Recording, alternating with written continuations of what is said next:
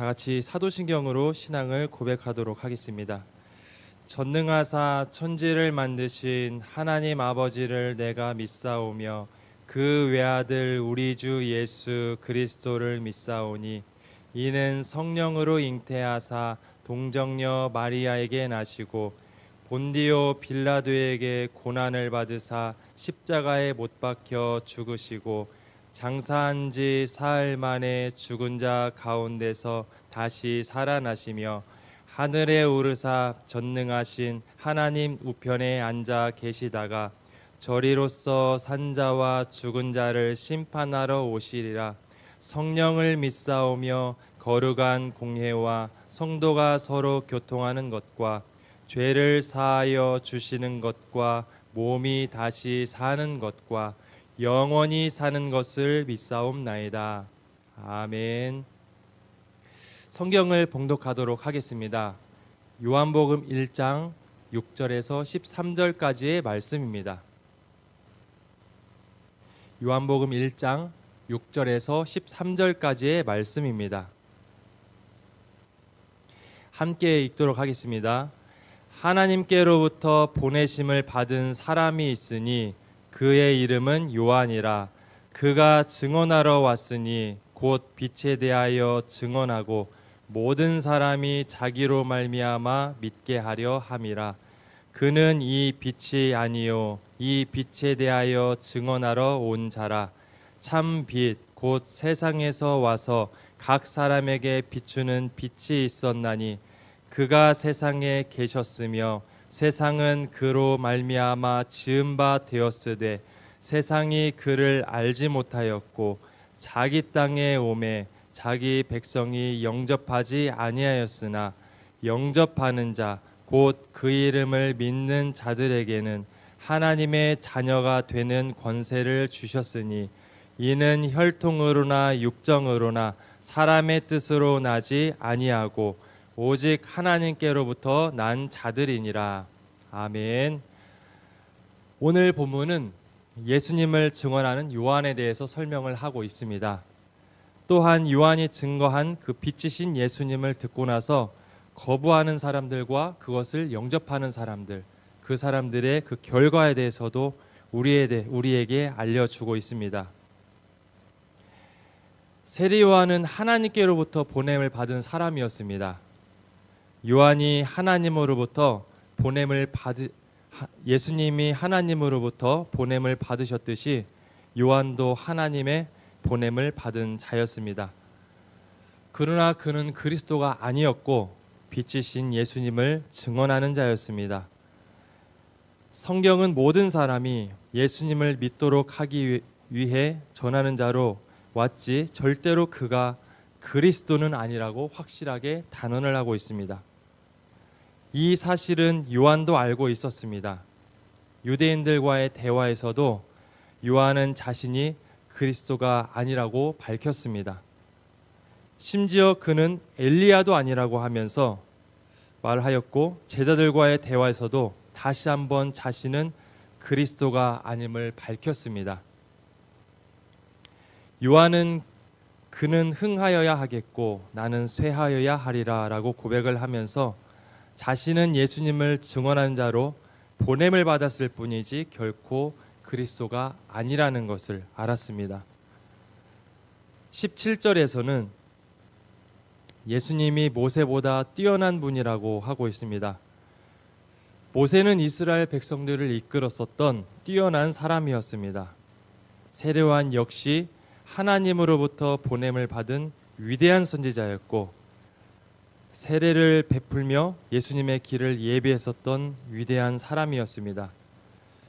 하지만 그들은 참 빛이 아니었습니다. 사람들에게 유익은 주었지만 참 빛과 생명을 줄 수 있는 자들은 아니었습니다.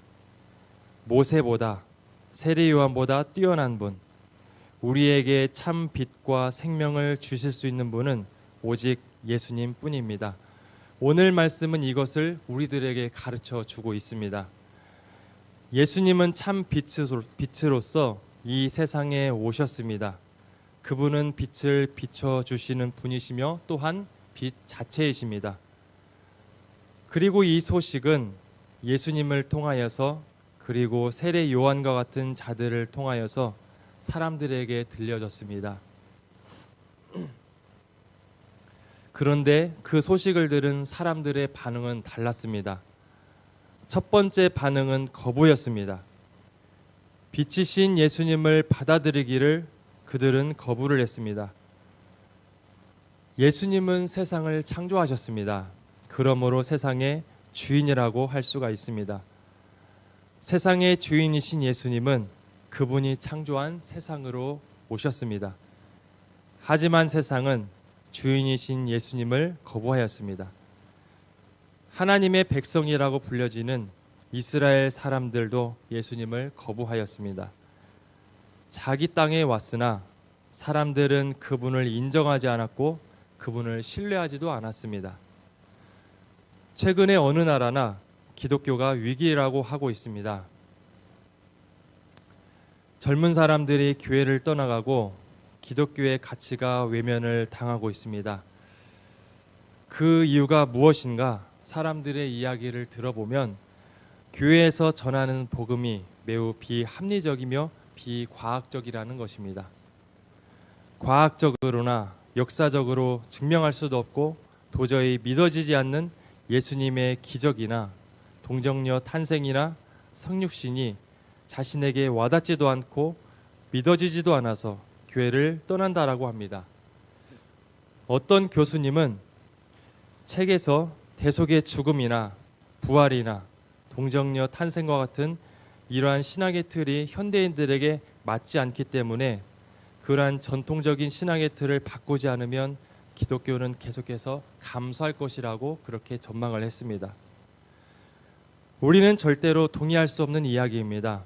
사람들에게 맞지 않아 보인다고 해서 복음의 진리는 결코 바꾸어질 수 있는 것이 아닙니다. 이렇게 많은 사람들은 그때나 지금이나 여러 가지 이유로 이 복음을 듣고도 빛이신 예수님을 거부하였습니다. 그 결과 그들은 그냥 세상 사람으로 남게 되었습니다. 그러나 또 한 부류는 예수님을 영접을 하기도 합니다. 유대인들은 자신들이 아브라함의 자손이요 하나님의 자녀라고 믿고 있었습니다.